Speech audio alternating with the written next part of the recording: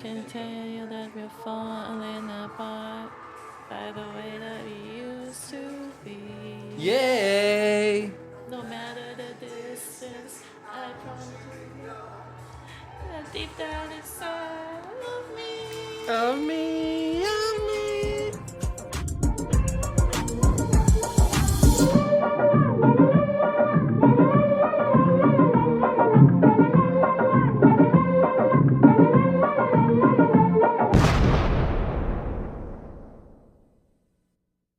Welcome to Fear of Stares, Desi Films Decoded, the podcast where four friends from different backgrounds unlock the world of Desi cinema. I'm Winnie, the Desi who's never been to India. Hi, I'm Kili. I'm from India and I love films. My name is Nikki, the loneliest Thai in a very lonely city called Bangkok. Wow, I'm Adam. I'm really popular in America, not lonely whatsoever. Today I learned that Indians are snobs with their own movies. You just learned that after Well- watching so many films with Killy? That's true. That's true. I thought Killy was like a one-off here. And in fact, actually, Killy, as a snob, you should have liked this. Yeah, I love this film. Okay, great. All right, just Oh. checking. No, because Winnie, what you're saying, like the generic consensus from the online world is like it's overhyped or something. Yeah. Before we yeah. get You to, say that? they don't even know what we're talking about. We didn't even say what movie we're talking I about. love that. Just diving right in. Yeah, people. So, yes, yeah. what is this overhyped film? Supposedly overhyped. So for a change, we're doing something very, very modern, very recent. It's a 2024 film. It's not your typical Indian film, I would say. It's called I have to read. All We Imagine as Light. What's impressive is that this film has had a lot of accolades to its name. I'm looking this up. It says here that the film has had its world premiere at the Cannes Film Festival last year, where it was nominated for the Palme d'Or and won the Grand Prix, which is like the second most prestigious award. And the first Indian film to do so. And the first Indian film to do so since 1994, apparently. And it apparently received an 8-minute standing ovation. Which is crazy because I think we all have mixed opinions from what I gathered before we record. I also, at the Golden Globe Awards, it received two nominations, Best Foreign Film and Best Director. And Keely, do you know this director? No, I didn't know before this film, but now I know. Yeah. Oh, that's good. Now you know who it is. Yeah, I mean, it blew up. I heard about it because, in the Indian movie scene on Blue Sky, I'm kind of in. Like, everyone has been talking about it for a couple months now, and it's just been popping up in my feed nonstop. And yeah, it's been winning all these awards. And people have been praising it, so I thought we should check it out. And yeah, because it is like the first Indian film to win that award in so long, I feel like it's timely. Yeah. But I think one thing I want to say is that it kind of doesn't feel like an Indian movie in a traditional sense. It just feels more like, I think Winnie kind of got into it before we started recording. It's like, it feels very international. It's like catered to an international audience, just the way it's presented. No, I think it's just an artist making Okay, her it's an art artsy form. I film. guess it's not a Bollywood film. That's why we found it Yeah, so it's different. not like it's not commercial film because most of the films we have watched till now are commercial films. I think even the good ones like even Sarpata, which is like really like critically acclaimed. Even the critically acclaimed one are commercial ones that we have seen. Like this falls in art film genre. So yeah, I think that's why. Yeah, but and we'll talk about the director, but she did mention that like she was surprised and happy that it was being released in India. So like it did make the film circuit rounds and stuff, but she was just happy that cinemas were releasing her film in India because she wasn't even expecting that. Yeah. So I would say like there are always artists like that. Like, would you say like Apichat Pong's films is very like Thai film? Would you say like Ozu's films are like Japanese film? Like these are like artists who are like little different from the mainstream commercial films, right? So I think this film falls in that genre. Yeah. So I don't know. I just think personally for me, it had a very distinctive international film that's unlike Bollywood. I don't know Yeah, if that actually, makes I any watched sense. these kind of films a lot. I think one of my friends told that she was kind of underwhelmed by the film because we have watched these kind of films which are like really artsy, really like goes dig deep into your soul, and that kind of film, like very meditative approach of filmmaking and everything. But it rarely used to get like something like what it got in Palme d'Or. Yeah. Grand Prix, the right? Grand Prix, yeah, No, sorry, not Palme d'Or. Sorry, it got Grand Prix in in the Cannes Cannes Film Festival. So I think like when like little intellectual people, like sorry, like some film buff, quote unquote film buff, got to know that it got Grand Prix in Cannes Festival. They maybe expected something more than like a very nice good film. So that's why maybe people have been saying that it's kind of underwhelming. They expected more or something like that. But for me, it's like beautiful. It's absolute cinema for me. I think it's a beautiful film. It's very raw. It focuses on emotions and character development. But I think what I was saying before we start recording is that I feel like it was still catered towards the Western audience. And you can kind of see the appeal of why this movie would gain so much recognition and appeal amongst Western audiences. It's showing kind of like that raw experience of living in a big city and coming from a lower middle class, as opposed to what Bollywood is usually about, where it's just upper class, opulent wealth. But I kind of like settled that conclusion because when I was like reading through different subreddits, mostly Indian subreddits, a lot of people felt like it was overhyped. And maybe that's not the film's fault. Maybe it's just all the recognition it got set people's expectations way up there. And when they watch the film, it's kind of like not underwhelming, but it's not what you would expect of a film that has got an 8-minute standing ovation, right? But I think I agree with Killy. It's still a beautiful art house film. I Yeah. think for Western audiences, it was maybe one of the first or like few Indian films they've seen that they can connect with because it's not 3 hours long. It's not a musical. It uses the same like cinematic language as what they're used to at like the Cannes Film Festival. So for them, they got to get like a window into India that they weren't used to. But for people in India, they're like, yeah, this is just our life. Like we have other movies going on and this is like our lived experience. But for people on the outside, they had never seen a movie like this before regarding India. And amongst Indians, like movie cinemas has probably been more of like an escapism where people watch to escape their reality, and this kind of brings them back to the reality. I think this is happening in Hollywood as well. Like the distributors really doesn't like taking risk anymore in terms of choosing cinema for like theater. I think this kind of film will actually not do very bad in theater. So like this kind of I don't know whether it was released on theater or not in India, but it's definitely was. It was. Yeah, but after it started getting awards. And that's why I said she was Yeah. surprised that it was even playing. Like she was just happy it was in India. Yeah, I think after the Cannes recognition, people like the distributor, like, oh, we can encash some out of it. But I think this kind of films should get released. Maybe like if it's on focused theaters or something like that. But like there are so many good films from India that kind of stays within the competition film festival circle and doesn't ever get the light of the day in like generic distribution. It's a lot. It's huge. Like I was exposed to so many nice Indian films, like great Indian filmmaker, a lot on the documentary side, like whose films never got any certification for distribution in India. And that was like a whole new world for me, and I was loving it. Yeah. So it was like films made in India that weren't Yeah. released in India? Yeah. But where were they released? They were just doing like festival rounds, like maybe like big short, like long short or short films or documentary films. Documentary film used to have a lot of that. So they would do like private screening. They will go for festival rounds. They will get sometimes distribution, like on online platform or some kind of other archive abroad, but never get like the certification board's certificate so that it can be released on theater.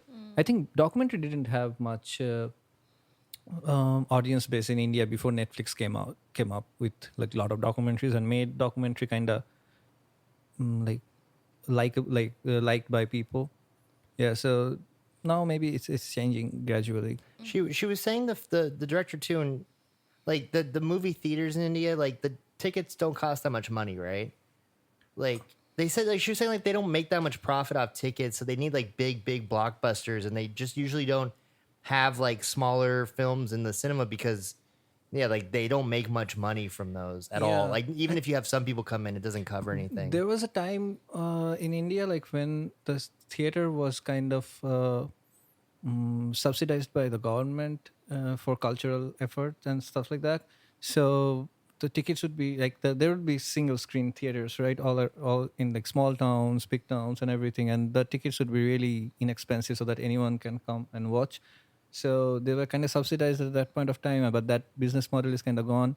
And now it's a time of big multiplex who kind of earn more money on like the sides that they sell, like popcorn and drinks and stuff like that.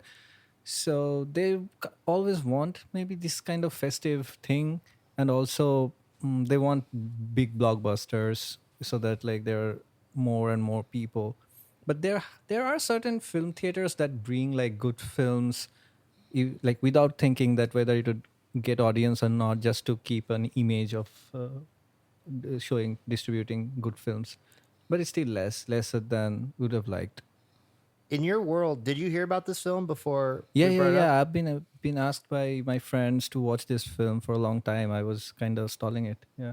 Oh, okay. Yeah, I was not in the headspace to. I mean, from the poster, it looked like very grave film. I mean, I expected it to be like sadder and something like more grimy. I was not watching it because I was not in the right headspace. I wanted something to watch light, and but this is like. So you're the Not typical very- Indian audience that would have gone to the theater to see this. You want Happy New Year? So, no, Yeah. no. I don't want Happy New Year. But if it were on theater, I would have gone for sure because I love watching films in theater. Like it's so less distraction. Like I wouldn't open my phone 2 times to watch while watching a film. I wouldn't text. I wouldn't think of anything else. I'll be totally engrossed in the world of that particular film that's been on this running on the screen. So I love watching film on theater, even if it's a mediocre film. I mean, if it's I'll watch. Yeah. Before we get into the background really quick, I just want to say how we watched it this time, just so if you're listening and understand our reactions. Killy, Winnie, and I watched it together, and Nikki watched it separately. Now we're coming together to talk about it. So these are fresh, hot takes that we have not discussed. And I'm curious, Nikki's watching it alone and us watching it together with Killy's insight, like what differences we had and stuff. Like, were you able to not look at your phone? Do you have a problem watching movies and looking at your phone? And this one, I did look at my phone. There was a lot that wasn't happening, and it kind of took me out of it. Like I felt like the movie, like while I was like engrossed into the lives of these characters, there's a lot that isn't happening to the point that like I can afford to look at my phone and feel like I didn't miss any detail. But yeah, I don't know. It's just I don't want to give this wrong impression to people listening that I didn't like the film. I liked the film, just that, you know, it wasn't something that I would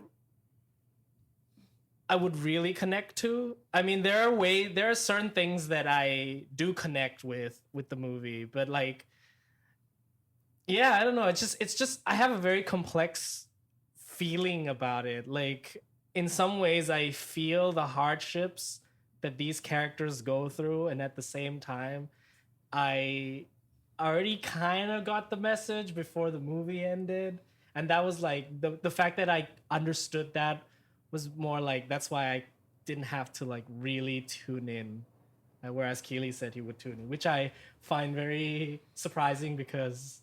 I mean, I think about Happy New Year and we were riffing on that. And so I don't think we were like fully engrossed in that movie, but you know. Yeah, I mean, Happy New Year doesn't call for total attention. It's not absolute cinema. I don't know if you guys had the same feeling. I just kept waiting for something big to happen.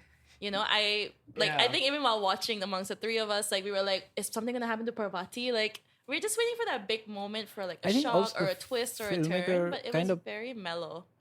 It's like a very lost in translation type of movie where Also, nothing- like this for me, this is a very like slice of life kind of film, and where it's not very plot driven. It's just a world and people live in and showing it on screen. Yeah, yeah. So I love that kind of film, like where there's not much plot happening. Yeah, it's not hinged on the storyline. It's just hinged on the emotions it evokes in you. Yeah.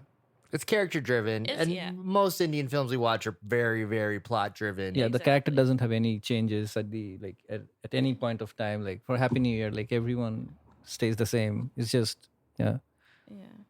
All right, let's go to the plot of the story. Yeah, so I guess the first thing about the movie is that the movie, I feel like the city is a main character in it. in Yeah, a as way. Winnie calls it, B-Bay. Yeah, it's no longer Bombay, it's B-Bay. So People- in the kids call it movie, B-Bay. It's like basically like it explores the lives of these characters who inhabit Mumbai, specifically like minorities, as Keely would call them, but like Because Killy's racist. We're Internal not. migrants. Right? internal Like, migrants, yeah. But like it I think the whole thing about the movie is that Mumbai is portrayed as this really big city that is quite unforgiving, very cold, very lonely. One thing that I did get from the movie is that there's a lot of people, but at the same time, you're very lonely, you know? And like these characters are facing a lot of hardships through in the city, and they try to find their way in life. They try to, you know, understand, I don't know, their place, I guess. So yeah, anyway, the main characters are these like two nurses from, I guess they're not from Mumbai. no, They from speak in Malayali language, Yeah, right? they're from Kerala. Right. And like these two women, these two nurses specifically, it's Prabha and Anu, and they're like in a way opposites of each other, right? Like Prabha is like this, she's like this head nurse that's like really serious with life, very like no nonsense, doesn't have time to, you know, joke around or like hang out with friends. And you can tell right from the not right from the get-go, but like you gradually understand that she has some internal conflict that she needs to resolve, and she's struggling to move forward. Whereas Anu is like the very young, playful girl who's like still trying to figure herself out.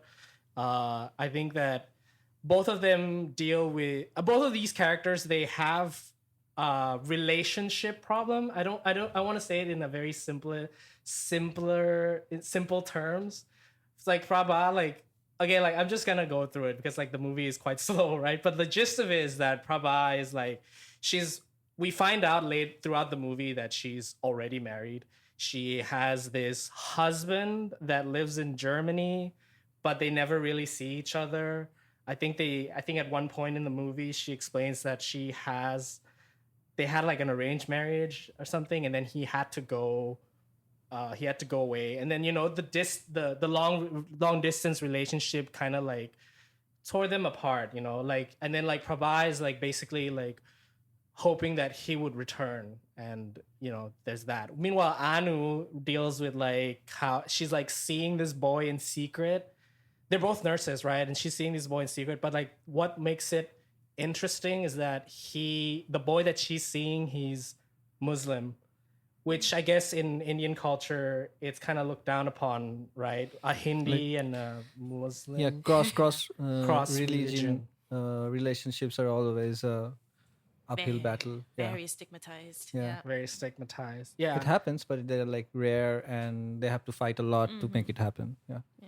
But like that's the thing with like the characters are just like lonely in their own way. I don't know how you guys want to like elaborate on that. Yeah, no, I think you're right that like they portrayed B-Bay, as we call it, as like a very busy city, but very alienating, which I think most urban places are, right? Yeah. And what Kelly brought up when we were watching it is like multiple languages are being introduced by the people living in the city. So it's all these different cultures coming together.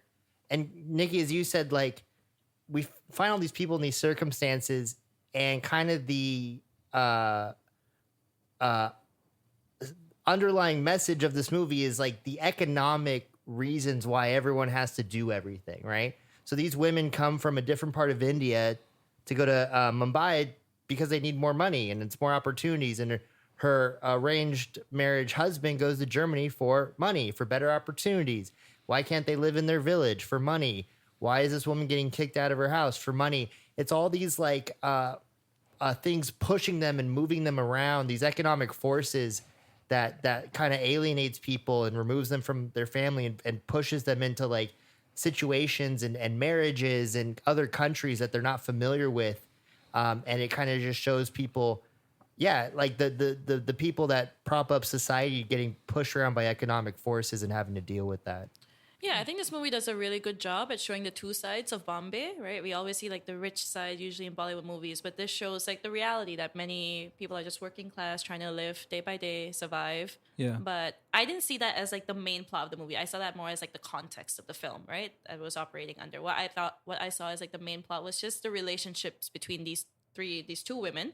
But there's also an older woman, right? Parvati.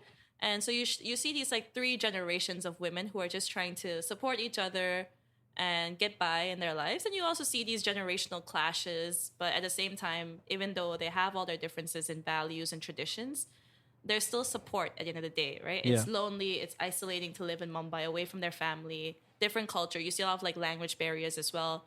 You have this very, very good doctor who's thinking about leaving Mumbai because he cannot learn Hindi. And you see that amidst all of this, they still kind of have this connection amongst them, these two or three women that the movie ends up centering around. One thing, the director brought this up too when people were asking her about the story. And one thing she really wanted to do was talk about female friendship. Exactly. She said like a lot of movies are about like either females tearing each other down or they don't talk about it at all, or like you have to have some drama, right? But she's like, she wanted to show like the power of female friendship and supporting each other. Like even if you guys are strangers or from different languages or from different places, like, you know, that there is a bond there that I don't think a lot of movies it's like unconditional friendship between women, unconditional friendship between women. And also like the thought thing that you said, Vinny, that this film like shows two sides of Bombay. Like for example, like there are so many films in India like which shows like the poor side of Bombay. There is what is this film called, like Slumdog Millionaire. And there are like many other films, like very other like art house films, very nice films like that shows the poor Bombay. But what really struck me in this film is they show Bombay from a migrant's perspective. Like usually when they show the Bombay from like the other like the economically less opportunist side of Bombay, it's mostly people who are living in Bombay for a generation, the middle class people, the Marathi people, and the people from there. But the alienation of being in a totally different city while struggling for money is what like takes the cake for this one. I remember like at the beginning, the filmmaker starts the film as a documentary film, right? Like people interviewing, like giving interview of their daily life and stuff like that. While people speak different languages, they speak like Bhojpuri, they speak Bengali, all the time. I remember one guy saying like, "Oh, I have been living here for 10 years, but I cannot ever call this home because the isolation, the alienation from the city." Yeah, I love that fact of like the migrants point. Yeah, and I think sometimes if they do focus on like immigration, it's Indians in other countries, but not like the inter-immigration or inter-migration. That is India's not a big block. There's tons of different languages and tons of different cultures, and the migration within the country itself is very interesting. And I've never seen that before.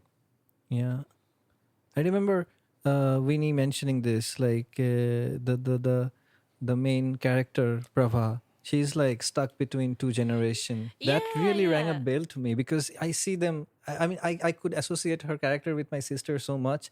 Like they're like from her values, her everything. He's like always in a constant struggle of like two generational values and trying to navigating, right? Like that was you mentioned. my main takeaway from the movie, because I think Prabha, because I think Kili, you were mentioning that you didn't like her character. You thought she was being like uptight or not understanding, and I was just like, she's navigating two cultures. You see her kind of try to relate to Parvati, who's an older woman who's lived in Bombay for a long time, and then you see her also try to understand Anu, who's this like freedom loving soul who has this relationship with a Muslim guy, and it's easy to like see Prabha as maybe not an understanding character, but you see her shift between the two roles a lot, right? Where she's like hearing these things from Parvati and other nurses saying like, "Hey, Anu is like seeing a Muslim guy. You're not going to do anything about it." And you see her And call they're her roommates. right, and they're roommates. And then you see her like get angry, call her a slut, and then immediately start to apologize. And I think this is something that so many women of Indian ethnicity at my age can relate to. Even I'm constantly like going between two generations, trying to like understand the older generation's traditional values and then like the modern aspirations that come with living in a city. And you're bound to meet that in a city like Bombay. No, I think we also deal with that in a city like Bangkok. Yeah, I loved her character, like writing of her character, but I was just getting angry because like she's like, oh, why are you digging your own grave, like, and you're digging grave for others, like that you are lying in, like the same grave for others, like. So for me, it was like a woman's journey of fighting patriarchal values that they have within them. Exactly. Internalized misogyny and Internalized misogyny and getting over that. That's the journey that Prabha goes through. exactly. And you're right. Like she is stuck between two worlds, and you see that kind of physically because there is like an older woman who is. And Killy, I need you to expand on this later because there's like a whole history with like her type of like migrant group that came in and was living in those houses and towns. Yeah, and she's stuff. just living in a slum. Like these are like slums that they're kind of in a gray area in the legality, but they have been living there for ages. So by Indian law, for the time period they live in those ages, like they can get the ownership of this place. But she's like she doesn't have any proof to show that she's living, even if she's living like no neighbors wars, nothing will work in the court of law. So she says like, oh, we just like come down to a piece of paper that decides everything. So there are so many people like that, and then when their land gets grabbed for a bigger quote unquote development projects, I mean they are just they have to just let go because the developers are usually politically connected, they're rich, they will always get their way. So this is a constant struggle in urbanscape. I think Nikki, you can talk these kind of things happening in Bangkok all the time, right? You mean like development projects? Like Development slum, like projects, people getting by displacing relocated. people. Gentrification, yeah. There's a lot of that. Yes. Yeah. We live next to one of the biggest slums in Bangkok. Yeah. Yes. I mean, I can say like when I mean, like the next to my condo building, there's always those makeshift homes that people make when building new projects. There's always that. Yeah, there's a lot of slums here. That's one thing that I really connected with the city. I see the way Mumbai is portrayed and I relate that with how Bangkok is like. I don't Exactly. think that maybe it's not the same in a way, but like it is a really large city as well, and people do feel lonely. People are displaced. People are trying to find their way here, you know. And it It's is quite economically similar. motivated. Like It's most people internal. come from Yeah. outside of Bangkok. You have a lot of migrants from everywhere. exactly. And a lot of class disparity going on. And yeah, like the people that come in to build the homes here aren't from here, and they live in shacks as they erect like huge, like, you know, multi-million-dollar condos. And you just get to, everyone that lives in a condo in Bangkok oversees a slum. We all have balconies that look at slums. Like that's just the Bangkok reality and stuff. Yeah, I think there's a word there somewhere. It's called a chawl, like the Chawl. word. Yeah. Yeah, Chawl is like I think a slum house. Yeah, that's shanty. a chawl. That's Yeah. a word that I don't usually use, but yeah, that was something to take note. But yeah, there's a character in the movie that I think Keely mentioned. It's her name is Parvati. She's like basically like the cook, the chef at the hospital that all these characters work in, and then like yeah, she's like her home is getting demolished in way of a new development project thing, and then like the women are trying to help her out by trying to, you know, seek a legal case, right? And then they find out that they don't have the papers to prove that she lives there, and it's like it goes back to the interviews that Keely mentioned. Like there were some things that I wrote down like it was pretty cool, like pretty moving, not cool, pretty moving. There's nothing cool about getting your home displaced. Check out these rad facts about your home getting demolished. Yeah, it's like Mumbai is like the city of dreams, city of illusions, or like live in the gutter, but you're allowed to feel no anger. Yeah. You know, that sort of thing. I like I mean, I not like, I mean, this is a very important fact that I kind of like realized while watching the film. So Pravati holds a proper job. Like she works for she's the main cook in a hospital, like a full blown job, but still she can't afford a home Yeah. in the city Yeah. where she's working. Like this exactly talk about the wealth disparity, the salary disparity that all the urbanscapes like in India goes through. Like real estate in Bombay is skyrocketing. So these high rises that the developers build, they're like super expensive. So with a proper job, you can't afford to live in that city. So that's the absurd. Even the house was kind of handed to her by her dead husband. So And you were saying in Mumbai, that's absurd. like the wages are lower than in Bangkok, but the rent's higher, right? Yes. Which is crazy because already I think in Bangkok, it's if you're making like the average wage, the Yeah. rent, I mean, correct me if I'm wrong, but it's around 50% of your salary. Yeah. Yes. Yeah, for sure. Yeah. So if you're going to Mumbai, then like, what is it? 75% of your salary? Yeah. 80, 90? So it's like, yeah, I mean, the property price is huge, and the rents are like so absurd. Even like the kind of like even let's say a person who works like starts a job in a software industry, they have to live like multi-shared in one room. Like 3 people have to share a room in a proper place in Mumbai when they're just starting a generic software IT consultant job. So you can understand the struggle. So that's why even if the cook has like a proper job in a hospital, like maybe she's what would be she getting paid, like maybe 10,000-15,000 rupee, which is like 7,000-8,000 baht, but like Which is like around like $150. maybe 20. I'm talking a little bit of Calcutta salaries, but yeah, maybe like Mumbai, it would be like 20,000 rupees, 25 at max. I think 20. Yeah. So and then the rent would be like, I think she has to give like 60% of her income to rent to live in a small, dingy house. But it's still more than if she went back to her village. And that's like the tension is like they still make more money in the city, but if they go back to their village where her home is, she like Yeah. can't do anything. Yeah. Well, usually internal migrants, they have family that they have to send money back to. Oh, right? yeah, That's yeah, the yeah. main motivation for migrating. But we see this rent struggle play out as well, because in the film, you see Anu struggle to pay her rent. And Yeah. Prabha is always like trying to cover for her. I think it's 2 months in a row now. Well, and that too. So they're roommates. It's an older, how old is Prabha?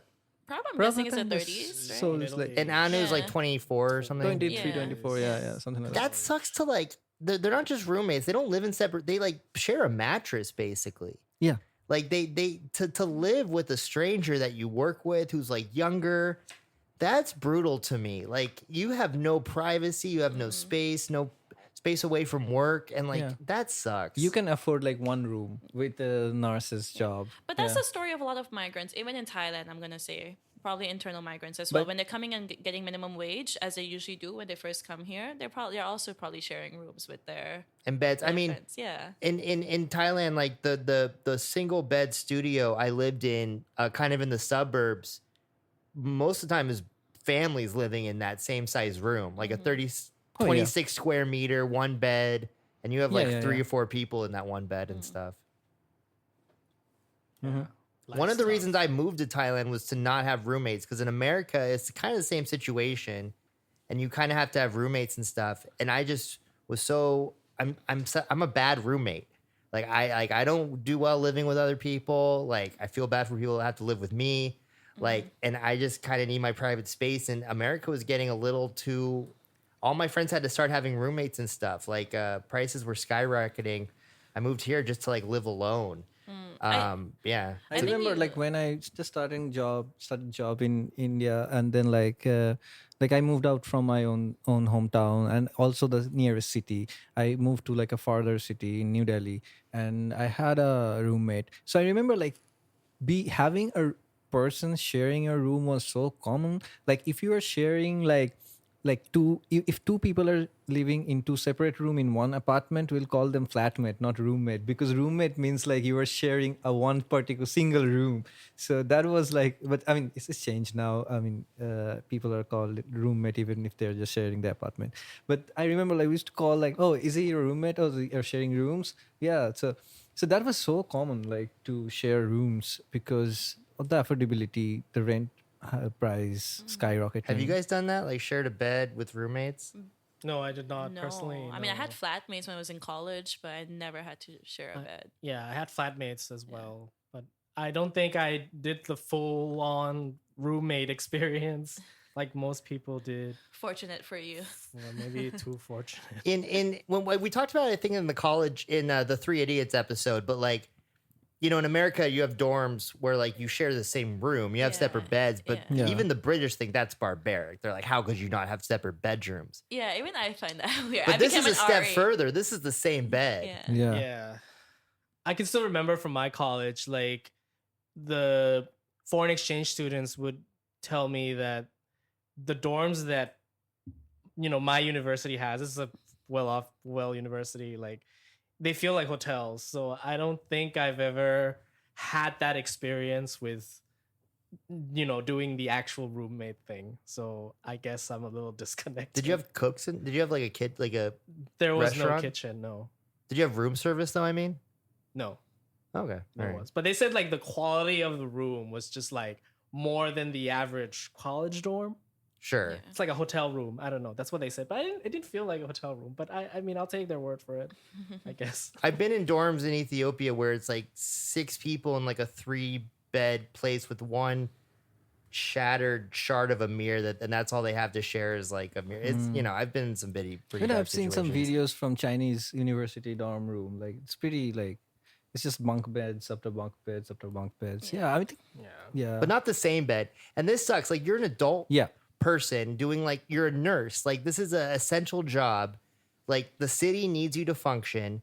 You're not a new. You're not Yeah, new. they're with not this. students. They're right. You're not earning like an member of the intern. society. You know, working you're like an member. established nurse, Yeah. and you're sharing it with like a 24-year-old girl, and you have to cover her rent because she's spending it on boys and having fun, and like that's just miserable to me, you know. And it's already depressing, and your husband's like in Germany, like that situation like is just so dire, and I'm.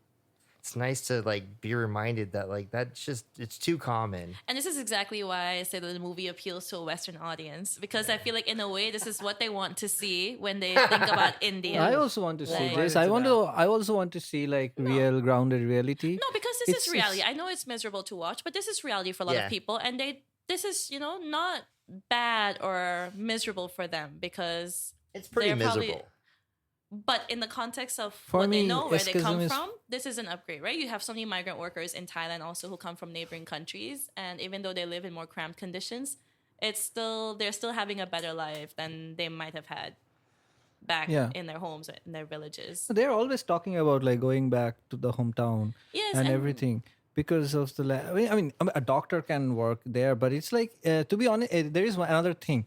So nurse from Kerala is like Kerala provides the huge count of nurses all across India.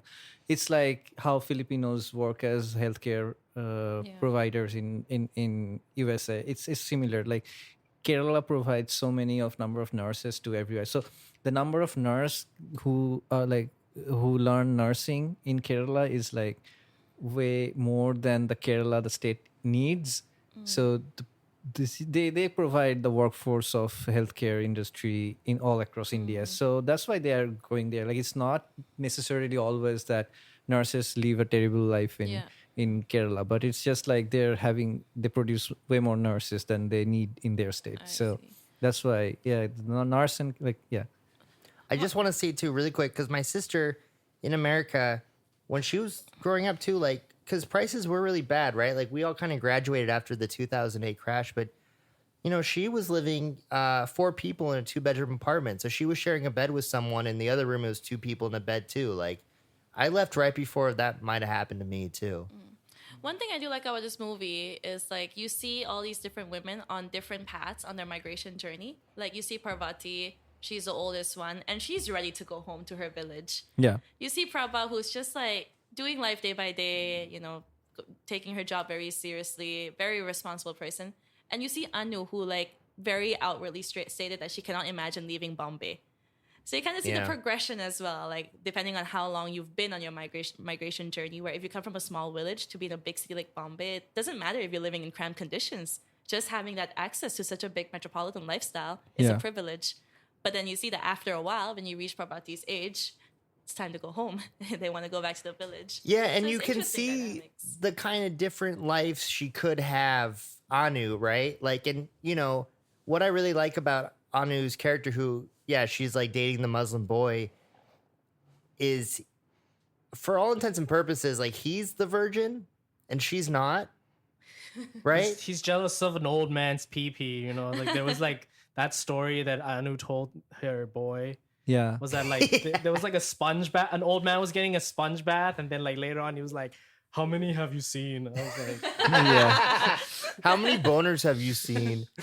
I like the film. The filmmaker kind of works on the anticipation that we will think of that's gonna happen on screen, and just like turns our expectation on that. It kind of happened with the, like on the context of dating a Muslim boy. Like he asks like, "Do you have a burqa?" Like, and we were like, what? And then they says like, okay, it kind of shows like your internalized racism against Yes. Muslim, that you gotta question that like as soon as he says like, I do have a burqa, and like, oh, he just asked because like he want to sneak her into her house to have sex. Yeah. And just to say, this has been the nicest male protagonist we've ever seen in an That's Indian so movie. true. He was so kind. That's so true. Yeah. He was traveled the so far. nicest, most sensitive, caring boy. And he Right. traveled so far to see her. He bends over backwards for her. Well, it was worth it in the end. Hell yeah, you get that sweet forest sex. he even gave that speech like, maybe we should meet your parents. Like he was willing to go all the way to marriage with her, right? It's not like, and yeah, we did see his nakedness. Did we see his full nakedness? Well, I mean, like we saw his like butt, right? I don't know. This is out of context. This is getting so weird. Wait, I don't boy's remember butt. seeing why his do I butt. remember seeing the butt? Okay, I'm gonna have to rewatch the movie. We saw now. Anu's breasts. Yeah, so which Oh, was a that big scene. deal. We need to talk about I that was scene. I was gonna so say that. shocked. I Yeah. love that scene. like, I'm Oh sure yeah, you did you? did, I love that Killy. scene too. but that's what I mean with it's so international. It doesn't feel like an Indian movie. Exactly. No, yeah. Indian films are nudity. Well, I don't think I've seen enough to No, know. But it to wasn't make that- sexy nudity. It was normal nudity. No, because was if so you casual. introduce nudity, it would be like 18 plus, and the film going experience in India is mostly with family, and then you would not go with family, so it reduces a huge number of audience already. So like I already just in a felt like a it was like a striking comparison with like Prava's character and her character. I love the scene. That Anu- like showing of breast was not sexual or anything. It was like assertion. So that I loved that part of it. Like she was like, because she slut shamed Right, her. right after she so called it's her like slut, assertion. yeah. Like yeah, you slut shamed me. Like yeah. So and then she just like right, like looking right dead in her eye while changing her clothes. I love that. Love that shot. That's I why. was so yeah. shocked. I remember asking Keely, I was like, is this gonna like jeopardize her career in Indian cinema? The fact that she's gone topless? Because I've never seen it. Yeah. I've never ever seen it. Yeah, no, I don't think so. It will jeopardize. I mean, she's not for like being a big mega hit superstar acting against Shah Rukh Khan kind of person. Like she's gonna be a good actor, like working in independent films, and even in big production, he has to have like she's a good actor. I think like it doesn't matter. Yeah, Very progressive. Sunny Leone, you know Sunny Leone, right? The porn star. Huh? No. What? No, we don't keep up with the. Or do male we know does Sunny this Leone mean the we porn have to do star? an No, I episode don't. on Indian porn? Sunny Leone is huge on Bollywood right now. She was a porn star in Fear America. of condoms. What's her name? Sunny?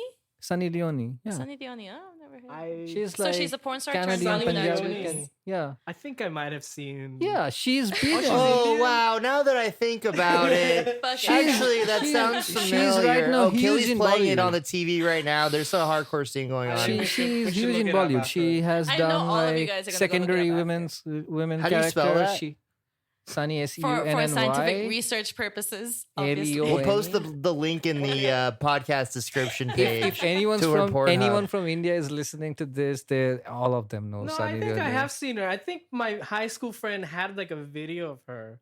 I'm Yeah, pretty she sure. was a very popular. What do you mean, porn had, like, he star. watched- I he had a don't porn know. He video was of her? He was known as the porn master. He would have That nickname, the porn master. he would like have Hold like up. video files of every Brazzers and Whoa. and- Oh, and- Brazzers was not. But like I okay. remember seeing her like in a very big pay-per-view site. Can we We're going back off up, topic now. please? No. This is- This is a new side character. Sorry, you said you had a friend that was a porn master? No, people in school called him the porn master. And he like we just- would all go up to him and say, "Hey, what do you have for our hard Yeah. drives today?" And then It's a he very would just common- give him There would be video. one or two guys I like think every that. school Always. had that. Oh, My I school did had- not. We had internet. What the fuck are you talking about? No, like, But you still have the best clips. Or No, we something, didn't. We right? didn't have like that easily accessible internet with like a high speed internet, easily accessible to watch the adult films. But why So would you there- want to be that guy? Because he's just like maybe very long story. what do you call Did it? he have Like a girlfriend? passionate about that. Yeah, okay. Did he have like a? So how did you send the files? No, like we in our school we used to have like laptops for Pen drives, thumb the drives. thumb drives. We have hard yeah. drives. But then, like this friend, he had like a hard drive full of porn. Yeah. It I was like had a terabytes of porn, and everybody in school Hmm. would go up to him and said, in the library, like go up to him and say, "What do you have today or this week?" So, like, do you describe your preference to him and he recommends what's good? Like, how does this work? I guess so. Like he would just give them anything, and then like it got to a point where it got so bad because I remember in class when we were using our laptops, the kid next to me was just watching porn that like my friend had given him. It Dude. was everywhere. Like Did he get money for this? no, he did not. I think he just he's just passionate it's about just it. He's just like- passionate. Yeah. yeah. It's like how I Did he have friends that are girls? I give people Yeah. Is he now a porn star himself? No, he's not. He's not. Well, not that passionate, apparently. What's his job? Where is he the CEO of? I guess he's still in school. Maybe if you're Sounds about right. if you're a connoisseur of something doesn't mean like you have to be part of the production of the same thing. Like wine Thanks, connoisseurs Kelly. don't make wine. Film buffs don't make film. Fair enough. I just Yeah, I don't expect the guy that has the hard drive of porn to make porn. I agree. Yeah. But it's just passion. It's just passion to I don't know if share. passion's the right word, but okay. Yeah, passion. Like it's and also the Yeah. Wait, where? I feel like this is if the, you are not passionate, like why would you have like terabytes of something in because your you're a hard horny drive? teenager. Yeah, because you're like addicted So you can just to porn, no, dude. You can just You're you can not just passionate with heroin, man. Like you're all just of us, like- addicted. yeah, literally. Okay, I'm so like, passionate I'm- about this. I I'm quit so my passionate job. about okay, can you I just can wanna you do this have all you day. ever met a guy who hadn't watched porn like in his life, like If you meet him, let me regularly, know. like like with regular interval? No, right? No, there's But a that, whole. what are you talking? So There's a what whole is your no argument? fat So- movement. so- Have you not all heard about the no fat movement, no porn movement?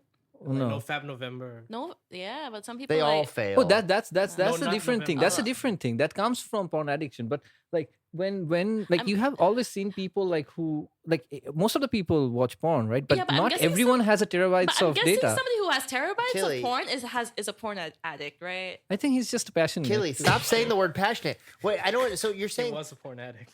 Yeah, he's a porn No addict, shit. dude. He's not passionate. Again, like if you're doing like a bunch of weed, like I don't think you're passionate about it. Hey, I am very passionate You're right. about Sorry, the sorry. marijuana. Winnie's very passionate.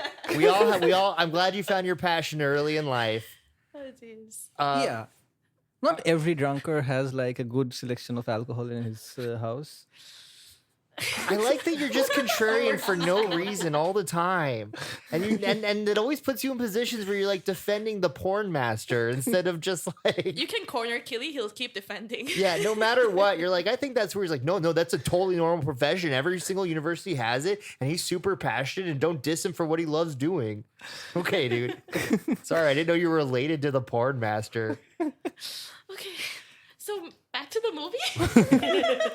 I mean, he brought up Sunny Leone, and then it just got to a So absurd. horny left turn. Did you get ever like I remember back in the day like when Napster was around, and like, you had to like download individual naked images, Jesus. and it always like pirated fake Britney Spears ones. Do you remember this? I was there when it had. We all remember where we had were. our LimeWire days. Yeah, It was like the that was LimeWire it. days. Yeah. Yeah, we had that. Yeah. It was always like some fake. There's a few I still remember because it was seared in my brain, but like they would just Photoshop Britney Spears' face onto different actors. And it was like sent through email chains, and it was like on newgrounds.com.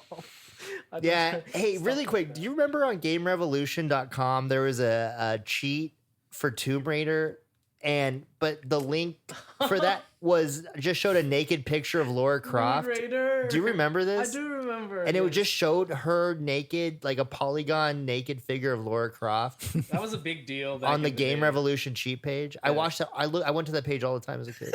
I remember one like on Max Payne, like you could with the cheat code you can play Mona Sax without naked. any clothes. Jesus Christ, these are really. So about the patriarchy, yeah. All Let me we try this imagine again. is light. So, back to the movie. What else is there to talk about? Winnie, what porn are you passionate about? Oh my gosh, we are not going down this rabbit hole. All we imagine is light. Third time's a charm. Back to imagine- the No, movie. Just last Imagine question. porn. Last question. Did you have a female porn master in your university? No, we did not. I remember seeing my first porn clip on High Five, which is like the equivalent of MySpace in the US, but Thailand version.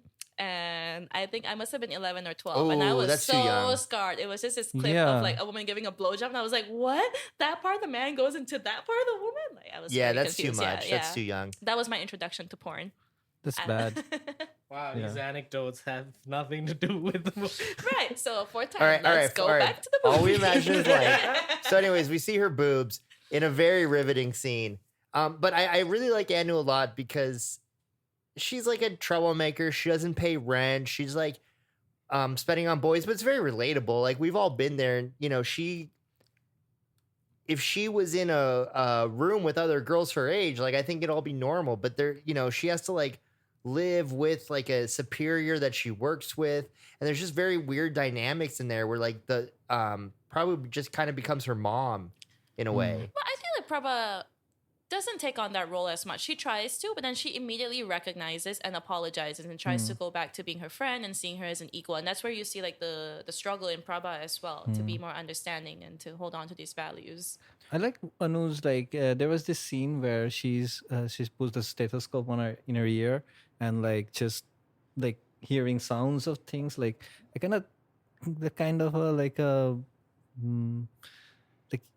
meaningful image that like she's taking everything in like a magnified sense, like she's taking in the world magnified way, like taking it all in kind of thing, like Yeah, I mean she is kind of in Arrested Development, right? So and for all we know, so she got an arranged marriage with her husband, who then moved to Germany. We were discussing like she might still be a virgin.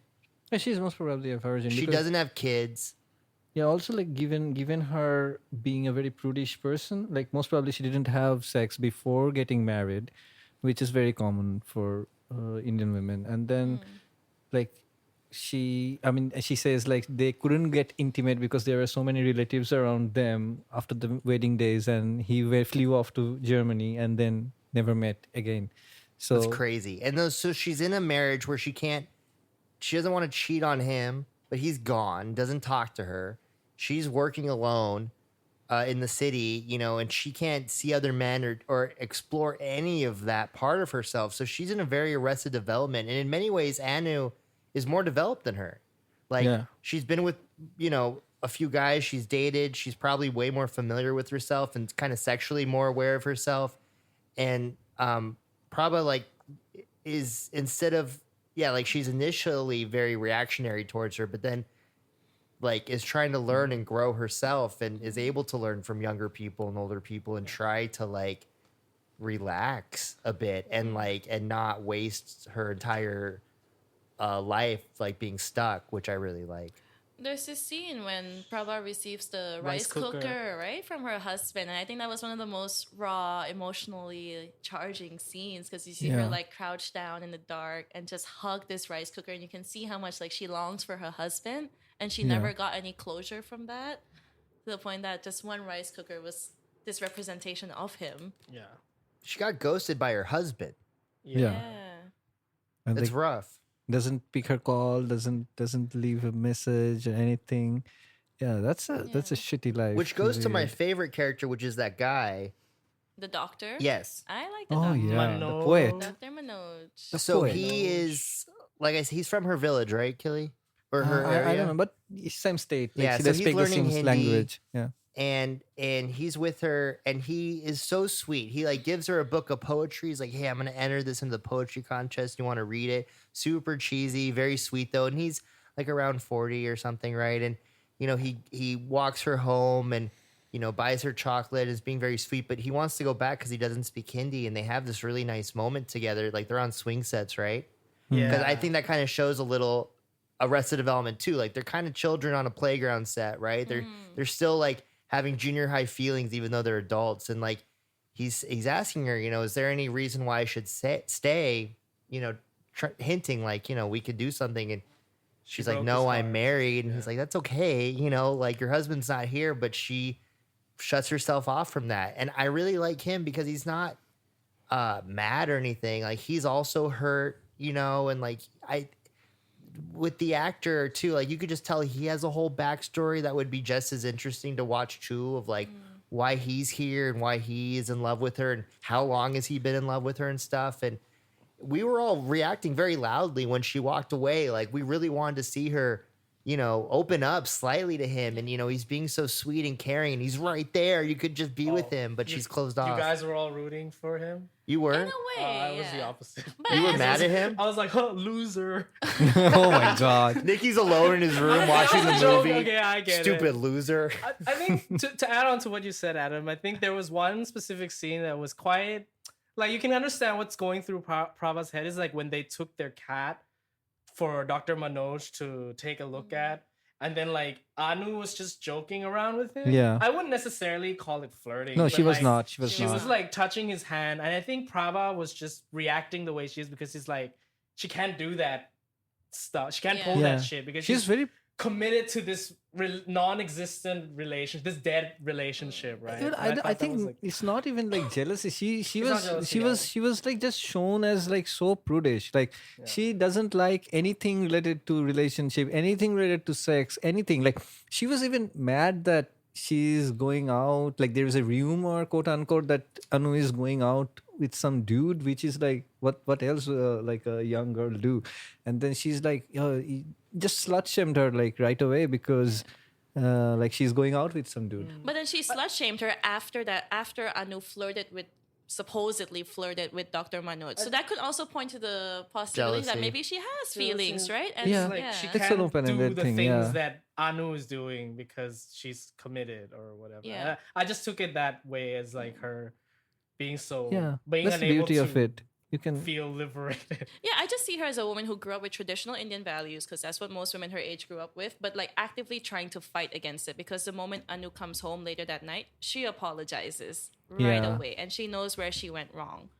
and Anu didn't actually expect her to apologize. Like she was like so Yeah. surprised, like, oh my god, she's apologizing to me because for hurting me, which is rare. Like you can see like women's experience. They're never expecting apology for patriarchal shit. Yeah. If this was a Bollywood film too, that would be like a huge scene. Like you're, the slut shaming and there could be big fallout and stuff. But this is again very realistic. Like they're roommates, they still have to live together. And then they go on a big trip together to help this lady move. Like it's, they still have to kind of deal with it, and it's not making big mountains out of molehills, like I think other Bollywood films probably would do. It is like a realistic portrayal of like just how we just fight with people all the time that we're next to. I remember Adam saying, "Oh, this is like an actual film." Oh, yeah, I- he the called it- I filmmakers remember that quotation while watching. Winnie said like, "Oh, nothing much happening here. I'm expecting so many things," and Adam said, "No, this is just an actual film." As opposed to all the Bollywood films we've watched previously. It's like a real film that like people gave a shit about making, and it's pretty realistic. It's a good film, in other words. To give some background on the director, this is her second film. She did a documentary first because while she was in film school, and this is her first film out of film school. So I do think like her documentary style kind of seeps into this, right? Where she's a lot of the time just observing the scene or using, not sets, like they're just using realistic locations and realistic living situations and stuff like that. But Killy, do you want to kind of, because you know more about this than I do, the Yeah, A Night of Knowing Nothing was her first film.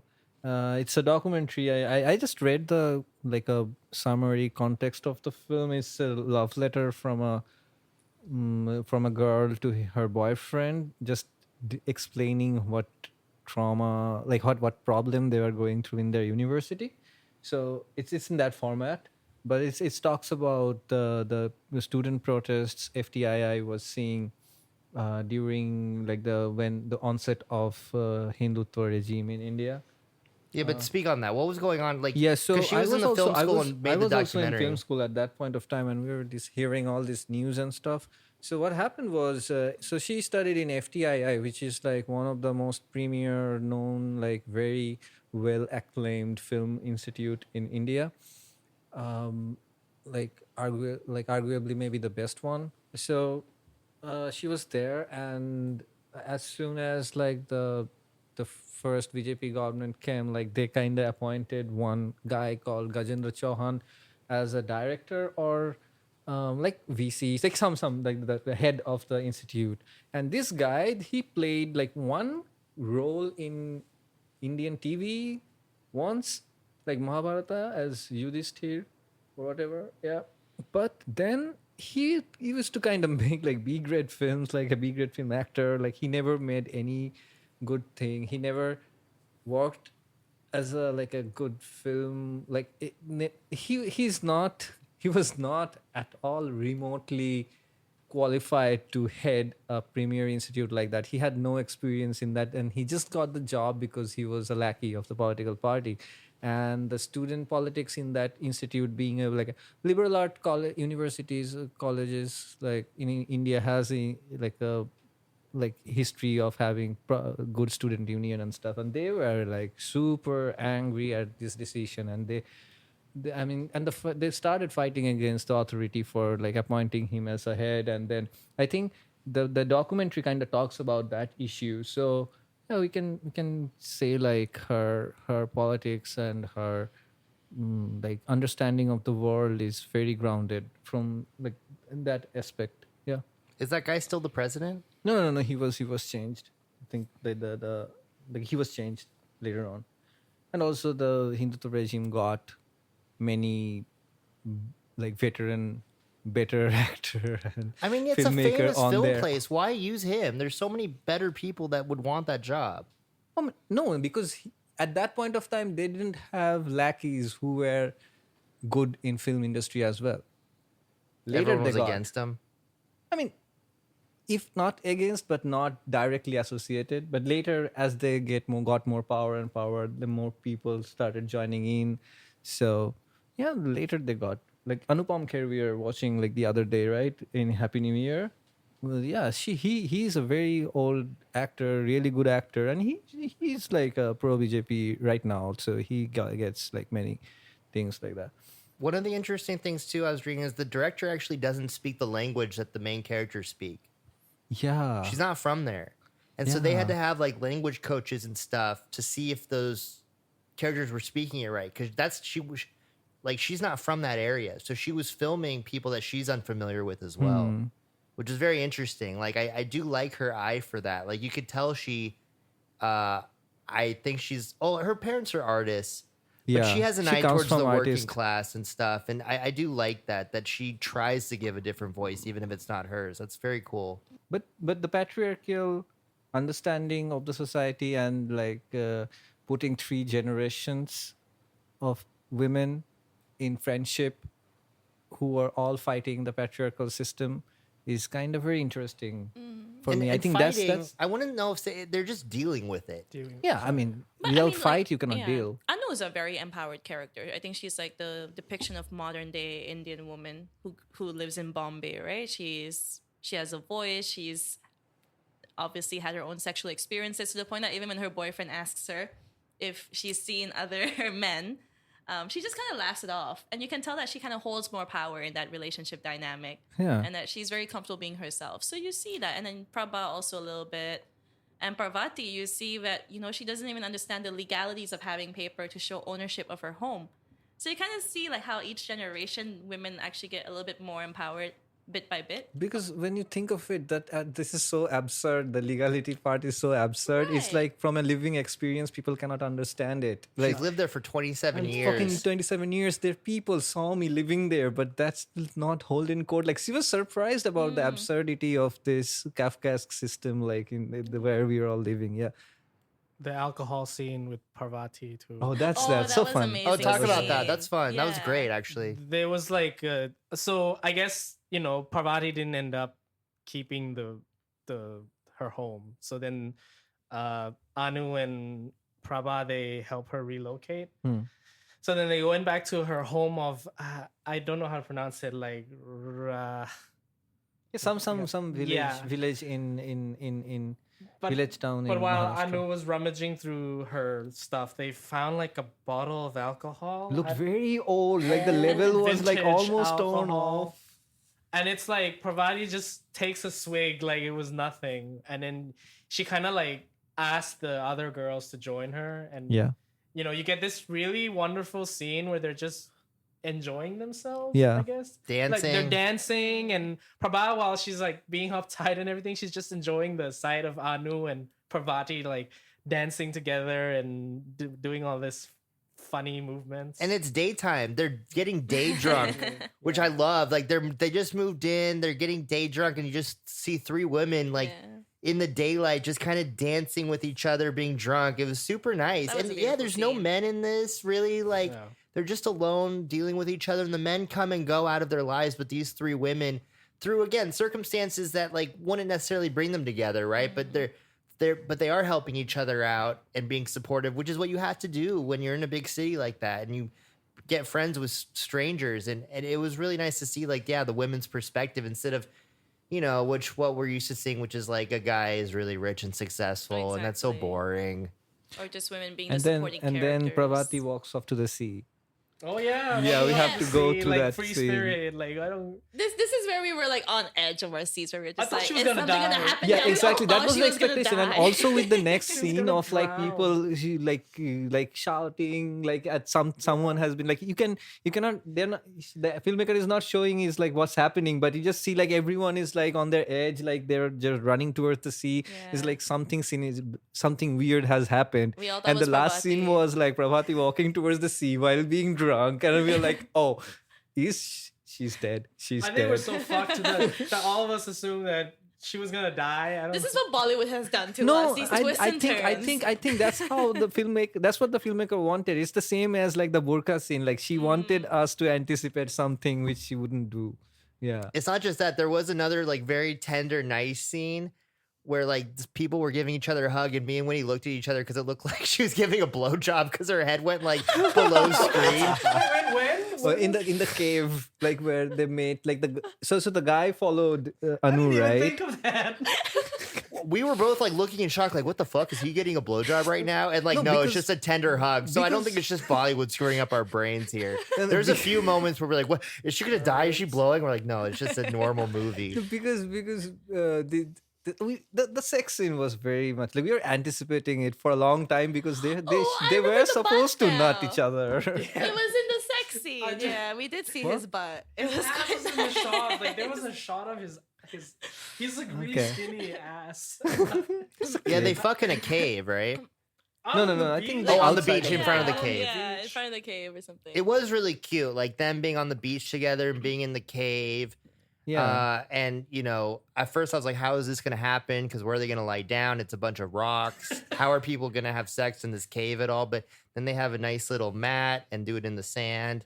It's nice that, Very despite this movie tender. being so different from other movies we've watched, there's still a consistent theme in that Indians Outdoor really sex. need to find a space to have sex. Yeah, it's really Oh, yeah. difficult. It's a struggle. Yeah, it is. I think We that's did the- that's discuss the it's ground. probably easier in the village than in Yeah. eBay.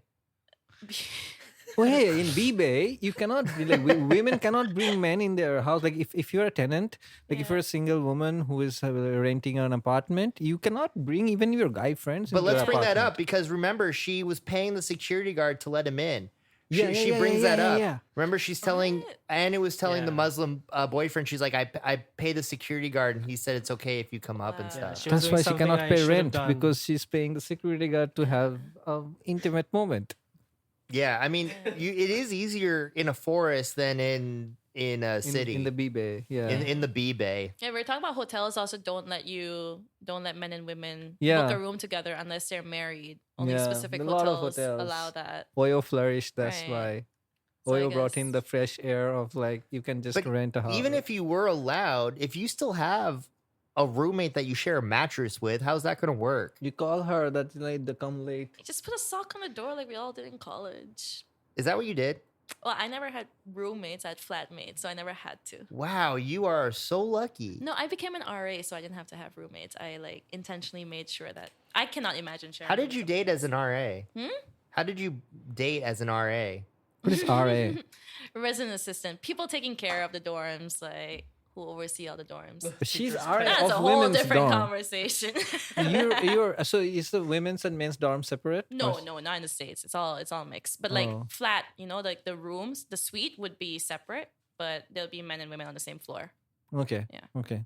Yeah, we had like alternating, like 2 guys and 2 girls and 2 guys in alternating rooms. Yeah, something like that. But okay, let's get to the end of this Then we come. movie. Then we come. Old man from the sea. Old Yeah, man. yeah, in the the old sea. man from the that's sea. the I guess the whole climax of the movie is that, yeah, like we all were talking about, it was some man drowned out in the sea, right? And like Yeah, who gives a shit? so like It's not Parvati. Yeah, who gives a It's shit? not it's not Parvati, thank God. But Prabha had to, revive him through CPR. Which is the most action she's ever gotten. Oh my gosh, Adam!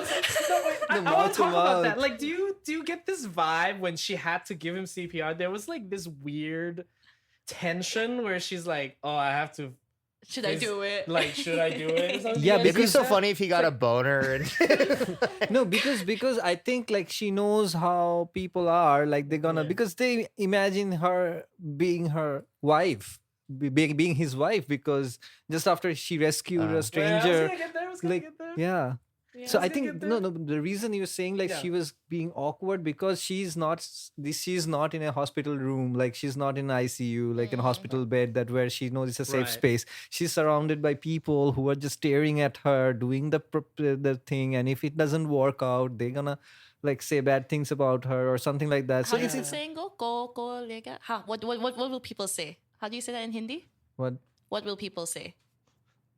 log kya kahenge? Lo kya kahenge. It's a very famous line. Yeah, what do people It's say? like, yeah, what will people say? Before you do anything in Indian Yeah. culture, you the biggest this fear. What do line. other people Yeah. say? yeah, I see.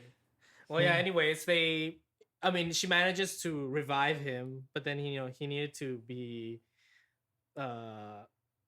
he needed some aftercare. I guess it's like where you get this scene late at night where she's like looking over him, tending to his wounds, and I think there was like an elderly lady that came up to them, and then she mistaken the two as a couple.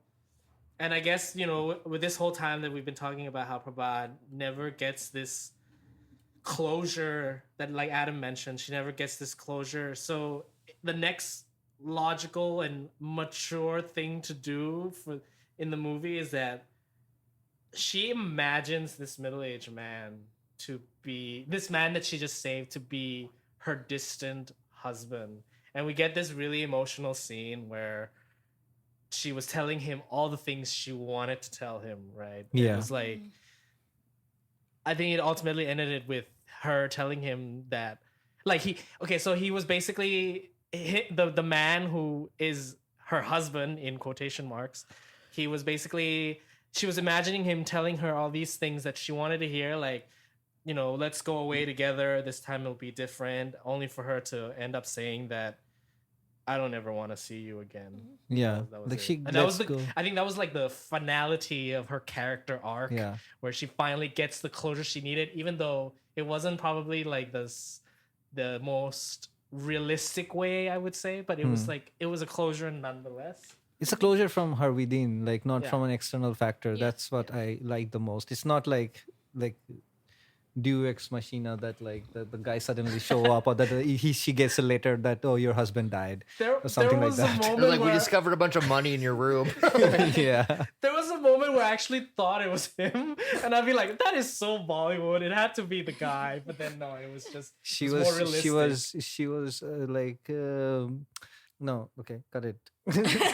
He was like what, like Like he was washed away by the sea from Germany to Oh, yeah. sorry, fuck my English.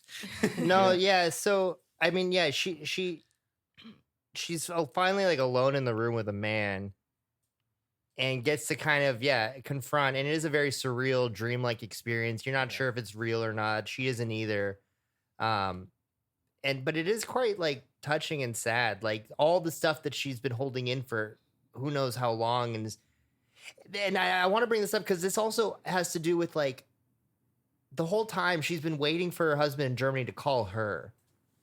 Yeah. And everyone's like, call him, you know? And for a whole year, she had not called him. She was just waiting for him to talk to her. And she tries to call him once, finally, and like the number goes nowhere. And so this time when she's like alone in the room with this guy in this dreamlike thing, like she's finally able to initiate the conversation. She would say what she wants and take action instead of just receiving, which I think is like her turning point to where she can start, you know, being proactive and making decisions. and then that ultimately leads to her accepting Anu and her boyfriend who followed them all the way. Which is so sweet. They all have dinner together and stuff. That was really cute. Like all the women are getting to know the Muslim boy, and he's being all sweet, and like they're all having dinner together, and like they're all accepting of him. That was really cute. I actually really I like this movie. That was a good ending shot. Yeah. Togetherness. She was trying to take Anu away from that village. Like, I don't know, let's go back to the Bombay that night, because she just wanted her to not have sex with the boy. Yeah. And Like she did that a was whole 180. And that's Yeah. why you see the shift in Prabha's character. The moment she gets that closure that she's probably been waiting Yeah. years for, you see that, like, you feel that weight being lifted off her, right? And then how she becomes so much more open and accepting of Anu and her relationship. She forgives herself, and then she's able to forgive Anu. Exactly. Yeah. It's like the weight of being the good woman under patriarchy. Exactly. The pressure, right, of doing the Yeah. right thing.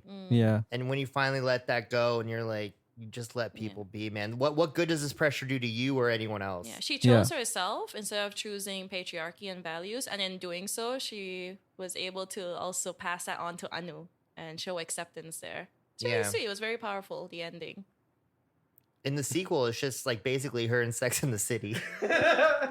No, her and Dr. Manoj. She's such a Oh, Carrie. that's Mr. Big. I like this is such a good, like a very well made feminist film from India. Yeah, I feel like it shows generational healing kind of passes on. It's very important. Yeah. But I like that each woman has their own kind of story with love going on. Yeah. Like Anu's definition of love is purely freedom. She just wants to explore, have fun, have independence. She wanted to be an air hostess. Remember, like there was a part like she was telling her boyfriend that, oh, I wanted to be air hostess. Then I applied. But then I got afraid of my dad, so I didn't follow through it. Yeah, and that's what most women in their early 20s are doing, right? They're seeing freedom and everything as like love. And Prabha in her 30s, you see, it's like all about closure and letting go. And Parvati is like about rebuilding herself, just going back to a simpler life, not following her husband's footsteps anymore, who probably wanted to go to Bombay. That's why she ended up there. Yeah. But who made the decision then to go back to her small village life. Yeah, it's very nice. Yeah. And again, it's still economic forces that force Pravdi back, right? Like she can't pay rent or anything. So it's not everyone just being shoved around and making do with all these external forces and trying to reclaim some agency in a world that really, especially as a woman, deprives you of most of it. Not only do you have economic forces, but you have social ones and patriarchal forces where you have very little decision-making or agency on your own that doesn't have repercussions or bad consequences. And for them to try to find those little corners where they can make decisions is where they can find like their empowerment. I've never seen Bombay through this color palette of blue and like a main blue color, like this coldness of Bombay, like to The emphasize. color was great. The locations were fantastic. Like they were all very lived in. It was super realistic. Killy the whole time was like, "That's a real hospital. I've lived there. I've been on that tram." Yeah, It was all real It's locations. very very realistic. The right away, like when it started, I'm like, oh my god, this is so grounded. Like they're showing the city, like how we experience. It's not. I mean, even the rich part of the city is the city, but the when people rebuild the poor segment, they kind of overdo the poverty porn a lot. Yes. But this was just like it is. They're not emphasizing on the poverty part. It's just like, okay, this is it. This is the place. Now see this was like, look at the story. And Thank look you at for people's bringing life. that up. It's Yeah. not poverty porn. Yeah. I think a lot of movies do that, and this doesn't like look down at them or up at anyone else, or is like, well, look at how are these people living. It's all just this is just normal, and we're just telling the story in this scenario, which I did really like as well. It doesn't like fixate itself on like bad living conditions or anything. Do you guys want to talk about the cinematography of this film? Yes. I'm not into cinematography, but the movie was highly praised for all the lighting effects, the visuals. I think There's that's what makes it an art house film. So There's a pervasive use of light yeah. and shadow throughout the movie, right? Mhm, Yeah. mhm. I love To the depict cinematography. emotions, right? Yes. Yeah, the shots are Yes. very like textbook film school education kind I of. think it's like a Kids getting modern I love it. example for Like it for looks like film it looks students. this film looks like would be given to me in a film language class by my professor, that like, okay, analyze this shot, this scene, like Professor what Keeley. how to narrate a story visually, like to write down 10 points from this scene that you learned.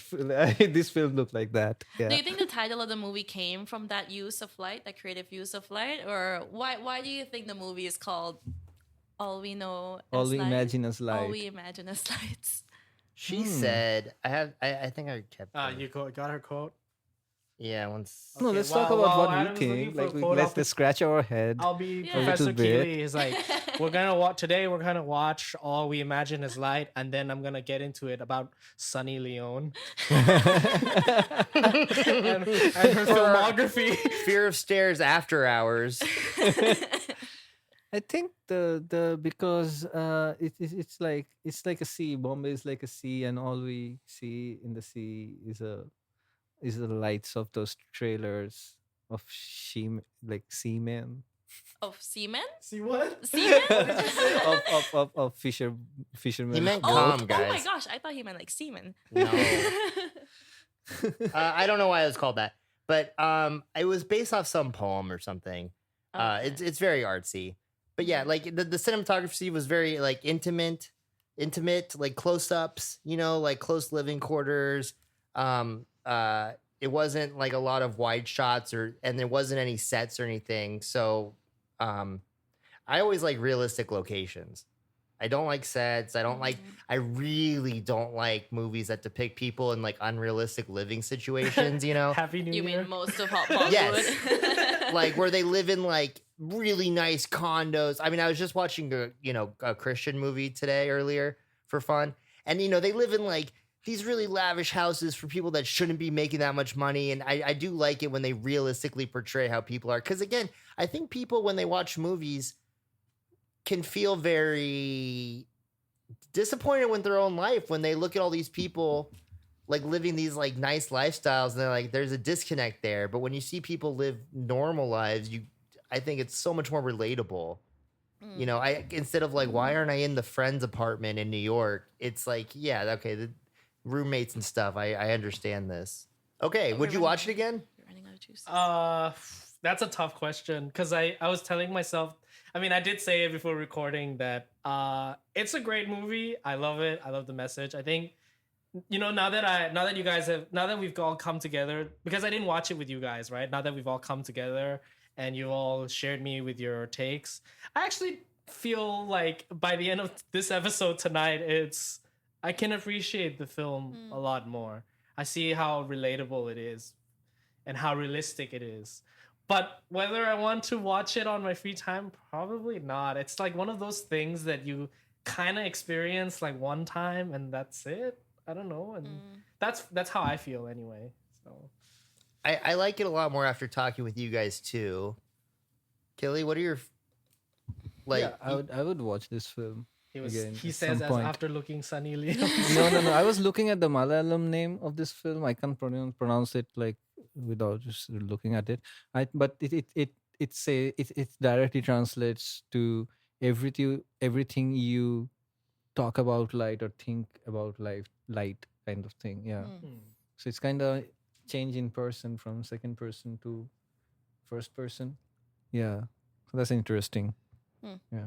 But anyway, yeah, I would definitely give it another watch. And if it's ever shown in any big screen, in where I'm near about, I think I'll go for sure. Actually, yeah, to add on to that, maybe if someone were to find an Indian movie that's very rooted in realism and not the fantasy like elements that we're so used to, perhaps this will be the most recent example Yeah, Yeah. for I'll sure. come up with. For That's sure.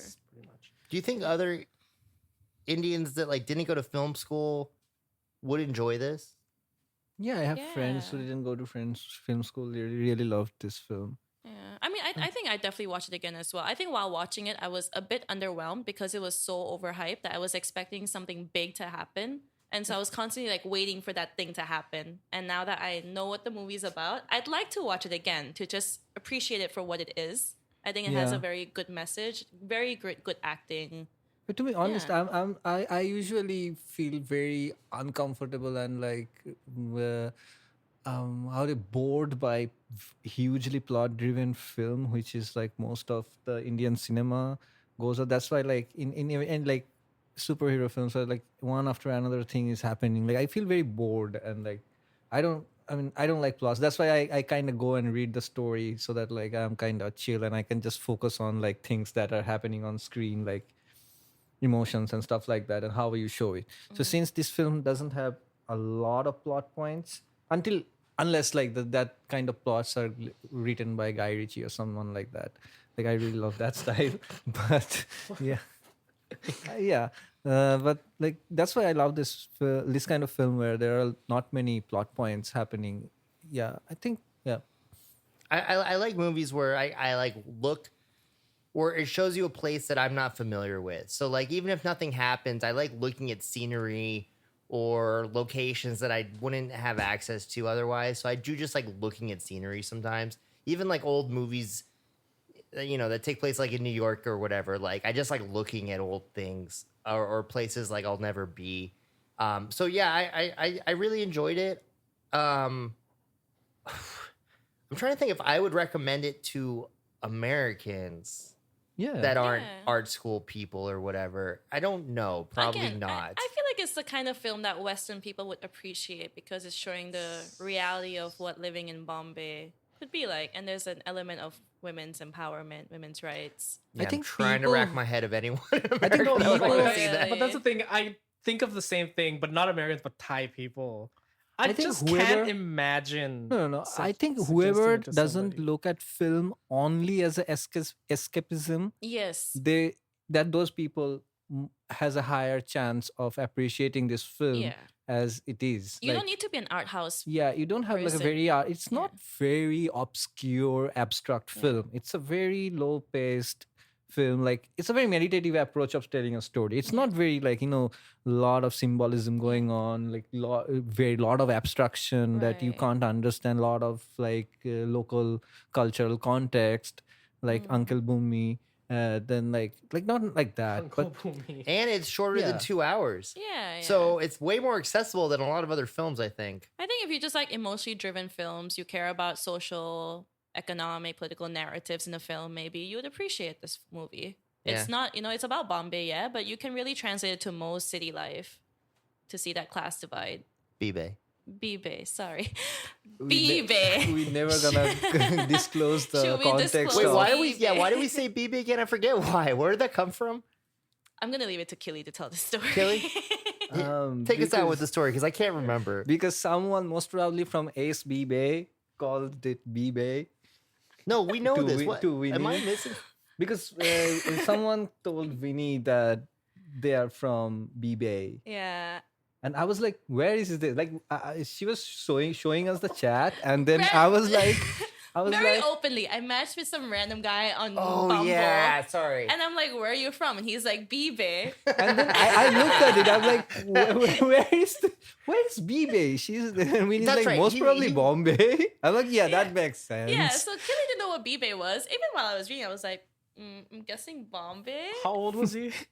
40s, in his 40s, yeah. He tries to be hip. Right? So I was like, Bibe. maybe this is what the Yeah, Indians call this is it. how a person in Yeah. 40 tries to talk to like a Hey 20s kid, what's up? person. Yo, I'm from B-Bay. I'm like, where's Bibe? He's from SB So what do you call Bombay, actually? A slang for Bombay.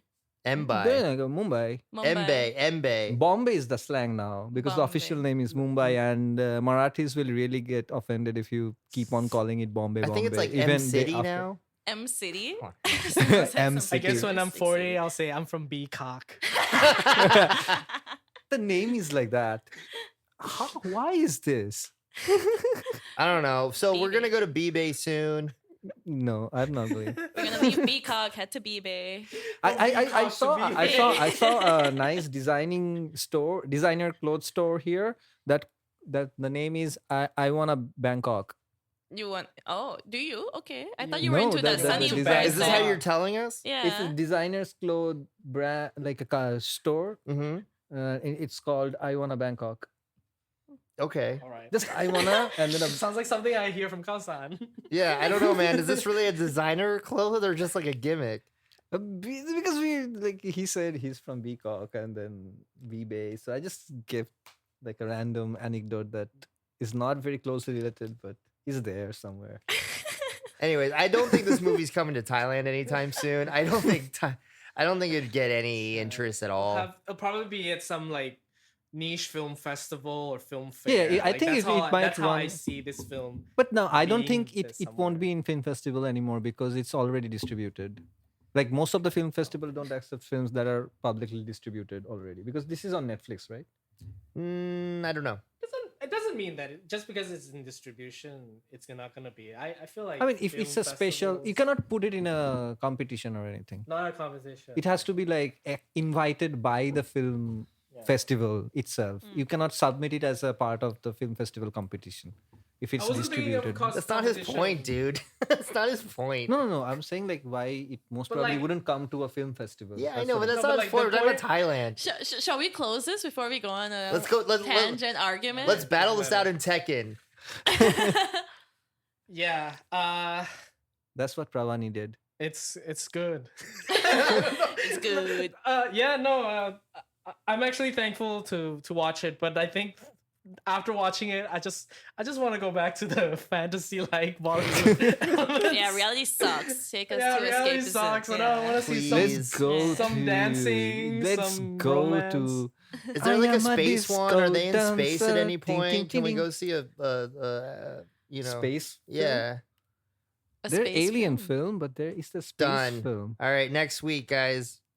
Alien film. You heard it here first. Oh yes, away from reality. Alien? Is it alien? film? Yeet me out of this world. Oh. E.T. rip off. Oh, with Ritik Roshan. Oh, with shit, Hrithik actually, we Roshan. should do Koi that. Milke. Koi yeah, All right, let's do that's that, theoretical. yeah.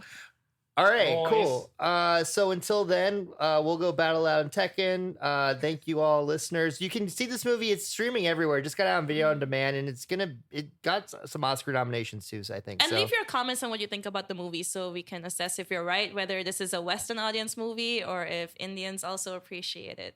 Yeah, please like and subscribe and leave your comments below. We'll talk to you soon. Bye. Bye bye.